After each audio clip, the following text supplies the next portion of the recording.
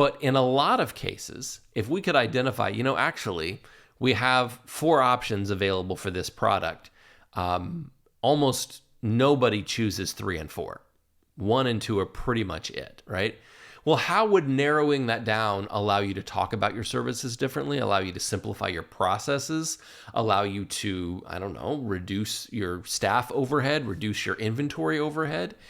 In some cases, we only feel like the option is valuable, even though it doesn't get used very much. We feel like we should because we always have. Welcome to Your Business is Not Your Boss. I am your host, Geoff Welch, and I help small business owners overcome overwhelm and replace overthinking with intentional action.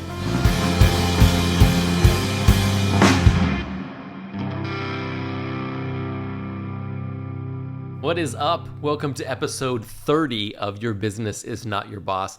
I am your host and small business coach, Geoff Welch, and today we are going to talk about limiting your options. We're going to talk about my wardrobe, but we're going to talk about limiting your options as a way of reducing decision making and actually giving you freedom. But first, I just want to hit you with a quick plug for my free PDF called the Anti-Overwhelm Playbook.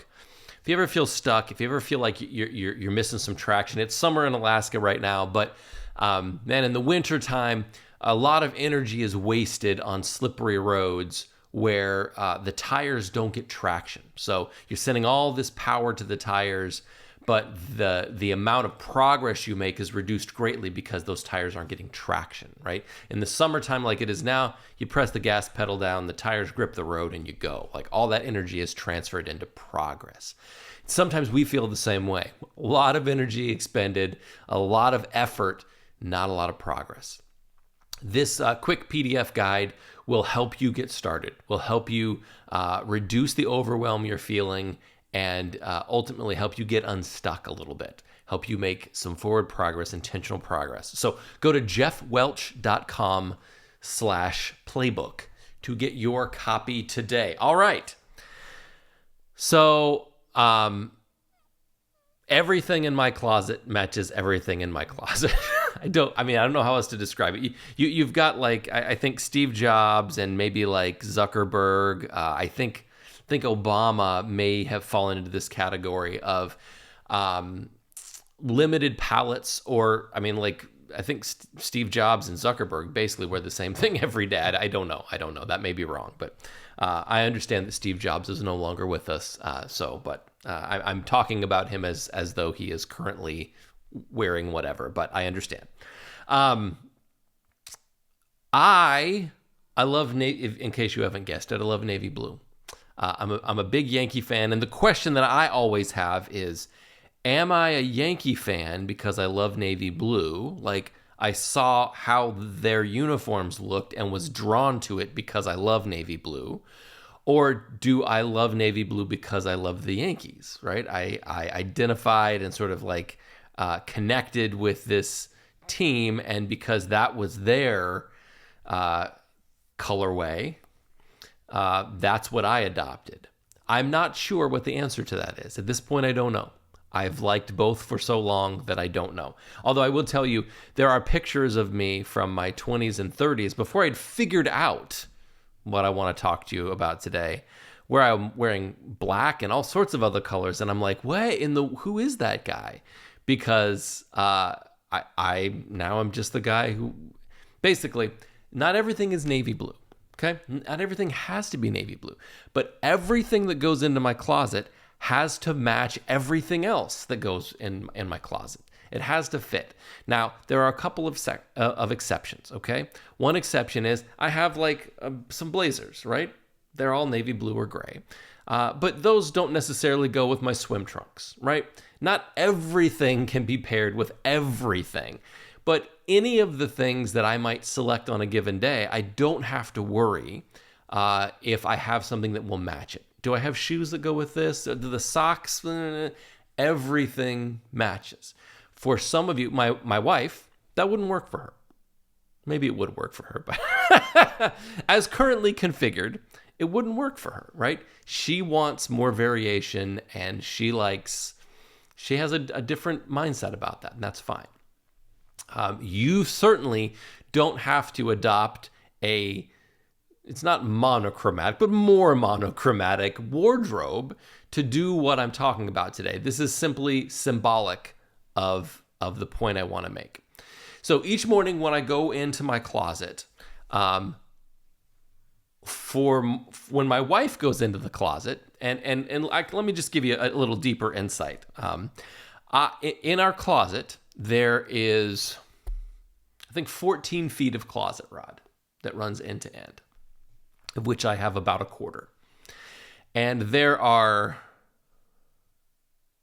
4 shelving units that run along another wall, of which I have 1. So pretty consistently, I have about a quarter of the usable space. So maybe I've adopted some of this because I have limited space, but she has 3/4 of this closet rod with her clothes on it. And every day she has to go in there and make a choice about what she wears. Now, I'll tell you a secret, because I see this woman every single day. We hang out a lot. Actually, she's traveling right now, so I haven't seen her in a couple days. But the things that she wears on a week-to-week basis do not vary that much. For the number of options that exist for her in there, only a small percentage of those things ever get selected. And I've heard people talk about the idea of like the 80-20 rule applies. Something like 20% of the clothes you have, you will wear about 80% of the time, right? Those are the majority. And but every day she's got to go in and make this decision. Now, again, the decision she has to make might not be as complicated as it appears, because she's not really selecting from 100% of all those clothes. She's selecting from a much smaller subset that are familiar to her, that she likes, that she knows fits well, like all these kind of things that go into your mind. I will tell you, I am the king of, if I put it on one day and it doesn't fit right, if I find a hole in it, if like because of washing or whatever, the color is not right anymore. I mean, this sounds super jerky, but I'm done with it. Like, I know in an instant, nope, I'm never going to wear this again. I know it right now, and I generally make a decision. Sometimes I will sit on it for a day, but I generally make an immediate decision that's like, I know I will never wear this again. It's over. We're breaking up, right? And so because you want to feel good in your clothes, right? Like, so you don't want to, every time you look at something, for it to remind you of it used to fit better than it fits right now. Or it makes me uncomfortable when I put it on. I just don't like the way I feel in it. No one likes that, right? So we all sort of have the things that we're visually attracted to in our closet. We have the things that are, maybe we sort of know how they fit on us and how we look in them and what we like about that. So she's got a subset of these things, but every day she has to make these decisions about what she wears. And for me, it is much simpler. It's like t-shirt or button up. And that usually depends on the weather, right? And then if I want to dress it up, I put a coat on it, right? Like, boom, I'm fancy now.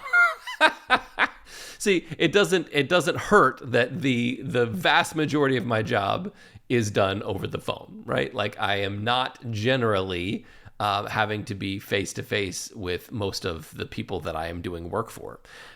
So I do have that, and she does not. She has to be face-to-face in person all the time. So I understand there are differences, but I get to skip the part where I have to make big decisions. I get to skip that part, and I'm just like, pants, shirt, boom, let's go. Put on some Chucks, we're ready to roll, right? So it makes it easier for me to make all the other decisions I've got to make in my day. Now, this is, again, a tiny symbolic subset, right? 35,000, 40,000 decisions we're making in a day, discrete decisions. It's exhausting. And so this affords me the ability to eliminate a couple of those, to eliminate a few of those decisions so that I have a little more juice for the other ones. And I bring this up because I think there are myriad applications in your small business that we could apply this kind of thinking. How could limiting our options actually increase our freedom. It seems counterintuitive. It seems like, well, we're less free because we have fewer possibilities. And I think that there are certainly situations where that could be true, where you could say, I want more options than I have, and this is not working for me. But in a lot of cases, if we could identify, actually, we have 4 options available for this product, almost nobody chooses 3 and 4. 1 and 2 are pretty much it, right? Well, how would narrowing that down allow you to talk about your services differently, allow you to simplify your processes, allow you to, reduce your staff overhead, reduce your inventory overhead? In some cases, we only feel like the option is valuable, even though it doesn't get used very much. We feel like we should because we always have. And so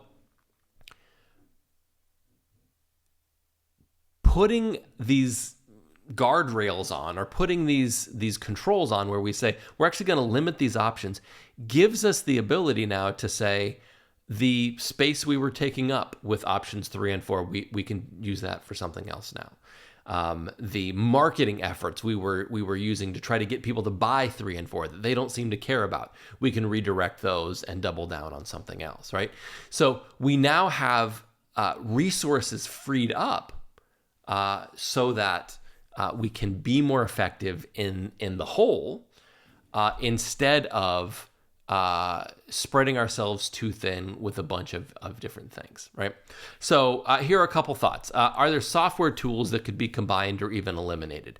I know that it can be easy, especially for small businesses that are having to make all this up on their own, right? Like most of you don't have IT departments that are saying, here is the best suite of tools to do what we need to do. We've done all the research and we figured it all out. So in a lot of cases, we've got Slack and we've got Monday and we've got Gmail, the Google suite. We have all these different things that get stacked on top of one another because as we add functionality, a new tool comes in and it's a new subscription and all those kinds of things.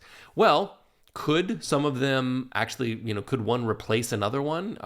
Is there enough overlap on the Venn diagram of capabilities that you say, well, we could actually do what we're doing with 2 pieces of software with 1, and let's evaluate how we could simplify that, right? Now you have fewer choices when you're trying to communicate or trying to do a specific task. You have the ability to say, we have a smaller suite of options when it comes to tools, but that allows us to be more decisive when it comes to choosing the right tool to use. Are there roles in your organizations that are redundant or outdated? Sometimes we discover that there are actually functions in the business that don't need to function the way that they have always functioned. There's a different way to approach that. Could you eliminate some of those things to simplify, reduce your decisions? You get it. Could you focus, this is my favorite. Could you focus your efforts during a given month or week on a specific project so that your priorities are incredibly clear? Instead of looking at your week or your month as, well, there's all this stuff that needs to get done and anything is worthwhile, like any of these things are worthwhile, I'm going to sit down at my desk every morning and choose from 1 out of 50 options. Well, what if you said in June, in July, in August, that month, we're going to focus on boom. And that's not the only thing you do. I'm not suggesting that you literally don't do anything else.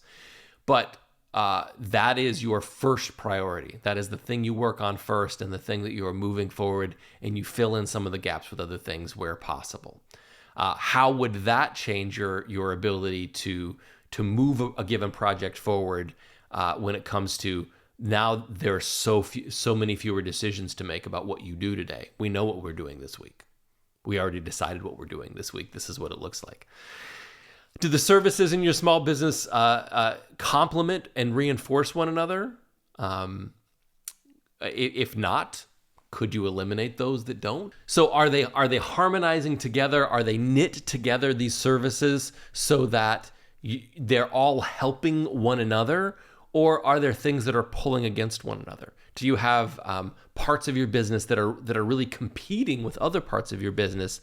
And instead of everything existing to make the whole organization successful, you have things that are distractions. You have things that are really detracting from the overall success because you're having to view them as independent silos as opposed to a collection, a suite of services that all make everything. Every service makes every other service better, right? I think that's a good goal, right? So in the same way that everything in my closet matches everything else, are there ways to look at the services that exist in your business and say, this one doesn't work, right? This one doesn't fit. It only matches this one other thing, and I don't have space in my closet for something that is that specifically unique. Do you batch like kinds of work together? This is similar to one project a month, one project a week, that kind of thing. But are you batching kinds of work together? Like, do you schedule full or half or even full days where you're like, this is what I do on Friday. This is my day of review.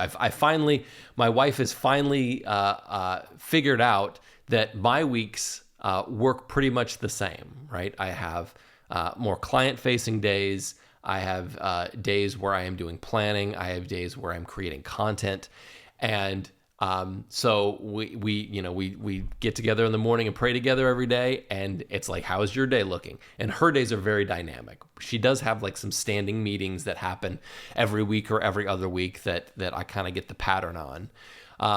But sometimes it's like, I'm pretty sure she's in the past, she's had no idea what I do. She's like, I don't know. I go to work and I don't know what you're doing all day long. But she's picking up on those patterns. It's like, oh, on Monday you're doing this kind of work, right?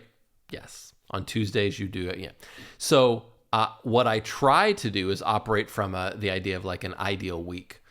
Here is the structure I would like to have to get the most out of my week.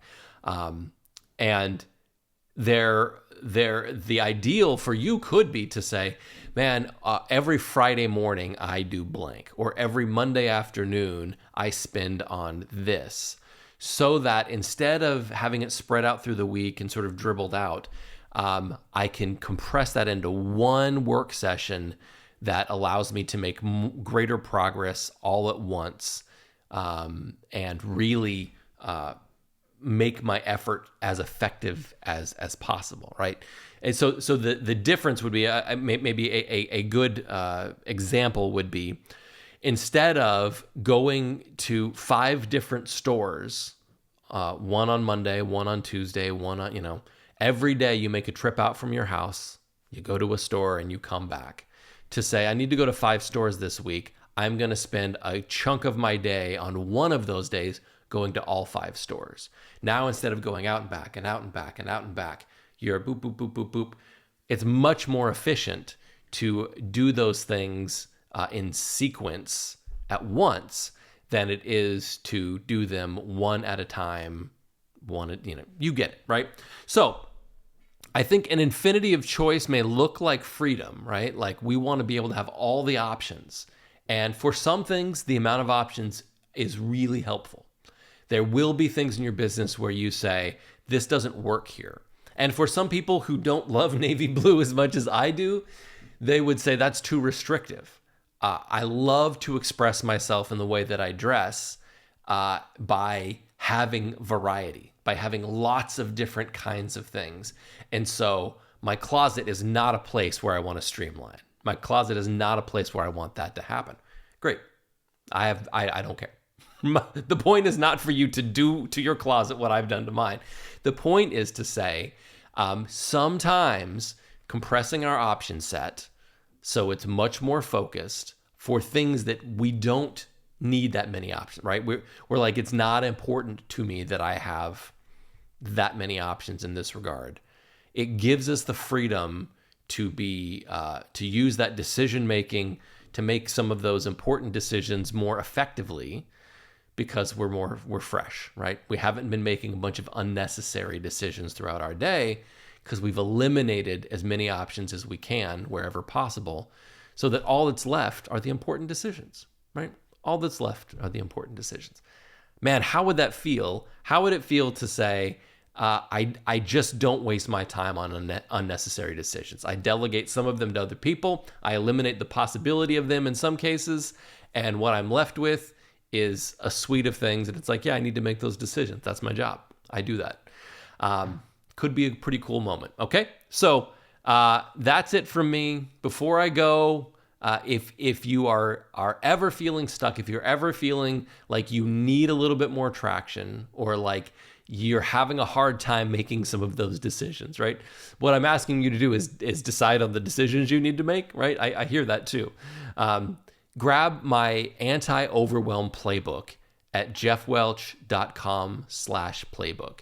It's going to help you get started, reduce the overwhelm, help you approach your day with intentionality, and really just get started. That is the biggest hurdle most of you are facing. It's not the complexity of the project. It's not all the nuance and all that. It is step one. It is getting started, right? And so I get to do that for my clients, and I would love to share this with you, okay?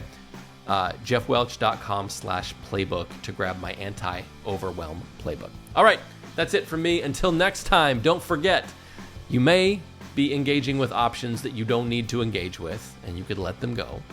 And your business is not your boss.